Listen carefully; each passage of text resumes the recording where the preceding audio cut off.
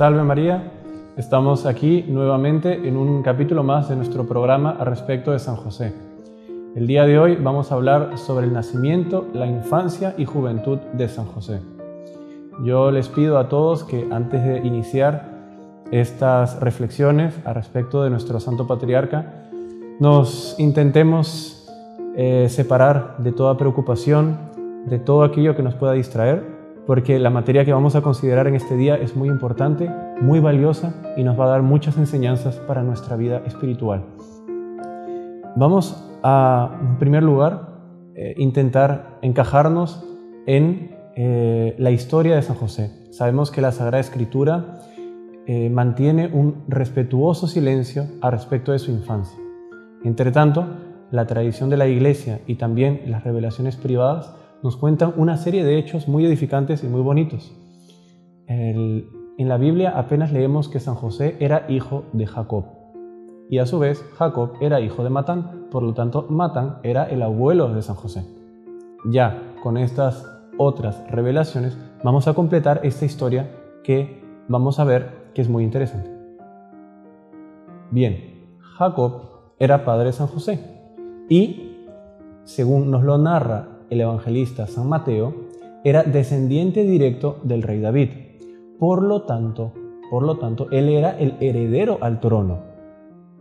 Nosotros sabemos que en la época había una profecía de que de la descendencia de David nacería el Salvador. Y entonces la familia real, en este caso los descendientes de David, vivían siempre en la espera de la venida del Mesías. Entre tanto, como nos lo dicen las Sagradas Escrituras, lo vamos a leer más adelante, tanto ya en los relatos próximos de la venida de nuestro Señor, Herodes, el rey, como también el Sanedrín, buscaban a todo costo que impedir la venida del Mesías. Sin embargo, Jacob y sus hermanos y todos aquellos que eran fieles, todos aquellos que esperaban con devoción la venida del Mesías, lo hacían con reserva, pues no querían que eso se difundiese y llegara hasta Herodes o hasta el Sanedrín. Jacob tenía 3 hermanos, Samuel, Sarai y Judas.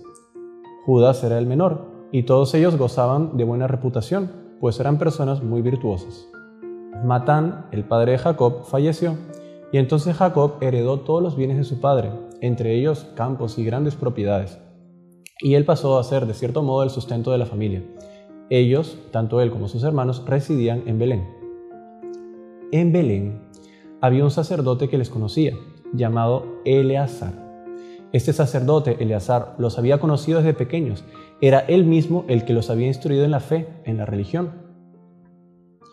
Eleazar iba todos los años a Jerusalén para allí ofrecer al Señor su sacrificio. Y allí, en Jerusalén, él se encontraba con otro sacerdote más joven que él, llamado Simeón. Simeón, ¿nos suena un poco? Simeón será precisamente aquel venerable anciano que recibirá a la Sagrada Familia en el templo, al Niño Jesús, a María Santísima y a San José. Jacob estaba casado con Raquel. Entre tanto, Raquel era estéril. Y Eleazar, cuando supo de esto, en uno de sus viajes a Jerusalén, decidió implorar al Señor una bendición especial para esta familia. ¿Cuál fue la sorpresa de Eleazar cuando, llegando a la ciudad de Jerusalén, encontró a su amigo, el sacerdote Simeón, envuelto de una gran alegría? Es que Simeón había tenido una revelación del Señor en la cual le decía que no moriría antes de ver al Salvador de la humanidad. Terminado el encuentro entre los dos santos sacerdotes, Eleazar también tuvo un sueño, y él veía entonces que se erguía un gran tronco, del cual florecía un gran lirio. Concluida la visión, un ángel le comunicó a Eleazar que nacería un descendiente de David, el cual, como José de Egipto, sería un gran hombre. Al día siguiente, mientras Eleazar realizaba el sacrificio en el templo, escuchó la misma voz del día anterior, y entonces él comprendió que era un mensaje del cielo, el nacimiento del patriarca San José. Volviendo a Belén, Eleazar le comunicó a Jacob y a Raquel que tendrían un hijo, y fue él precisamente el que le sugirió que le colocasen el nombre de José. Entre tanto, el niño no nació inmediatamente. Y entonces Jacob y Raquel tuvieron que esperar durante un poco de tiempo. Es que la providencia les pedía oraciones y confianza. Ellos decidieron partir para Jerusalén y estando allí pidieron una vez más al Señor con gran fe que les diese aquel hijo prometido. Al cabo de cierto tiempo, regresando nuevamente para Belén, finalmente Raquel concibió y entonces dio a luz a su hijo, José, nuestro santo patriarca. Al igual que Ana, Raquel decidió consagrar a este pequeño niño al templo. ¿Quién diría que aquel que estaba siendo consagrado al templo por su madre sería el propio protector del templo con T mayúscula, el niño Jesús? Historia muy bonita y conmovedora. Entre tanto, no lo era así para todos. Jael, que era la esposa de Samuel, el tío de San José, era una mujer pésima, de mala índole, y cuando se enteró que Raquel había concebido, quedó muy envidiosa, pues sus hijos no serían los herederos al trono. Más adelante se sabrá que la esterilidad de Raquel no se debía apenas a motivos naturales, sino que esa esterilidad era promovida por el demonio para que ella no diese a luz a San José. Cuando el pequeño San José tenía apenas 4 años, su tío Samuel falleció.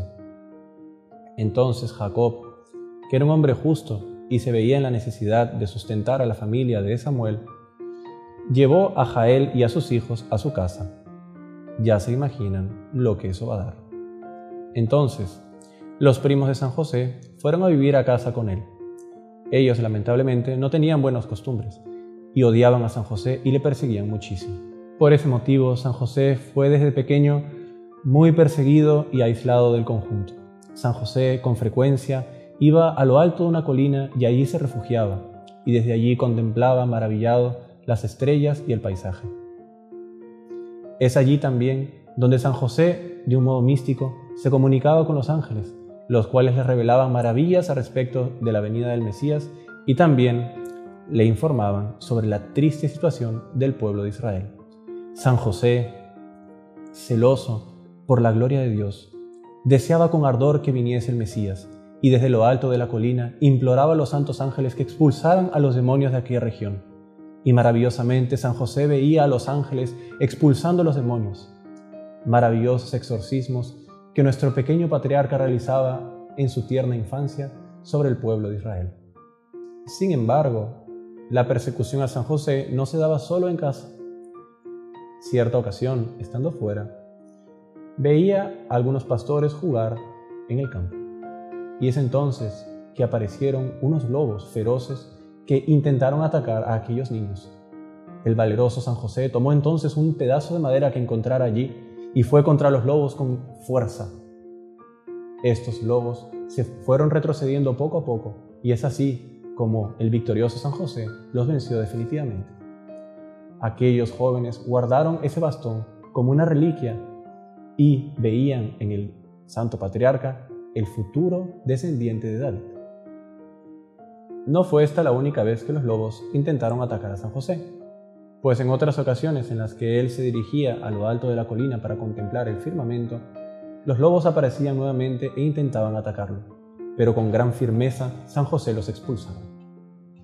Más adelante sabremos que esos lobos no eran apenas animales que andaban por allí, sino que era un intento más del demonio por quitarle la vida a San José, una vez que no había podido impedir su nacimiento. La historia no termina por aquí. Continuaremos más adelante y por eso les invito a seguir asistiendo a estos programas. Por hoy, ¿cuál es la enseñanza que podemos extraer de lo que hemos escuchado? En primer lugar, que todos aquellos que gozan de una gran misión son, por un lado, protegidos por Dios, mas al mismo tiempo muy odiados y perseguidos por el demonio. Entre tanto, al igual que el glorioso San José, debemos de confiar en Dios y saber que Él nos da la fuerza para vencer todos los males y triunfar sobre el mal. Guardemos este pensamiento y ahora para terminar les dejo como de costumbre mi bendición. El Señor esté con ustedes y con tu espíritu, y la bendición de Dios Todopoderoso, Padre, Hijo y Espíritu Santo, descienda sobre ustedes y permanezca para siempre. Salve María.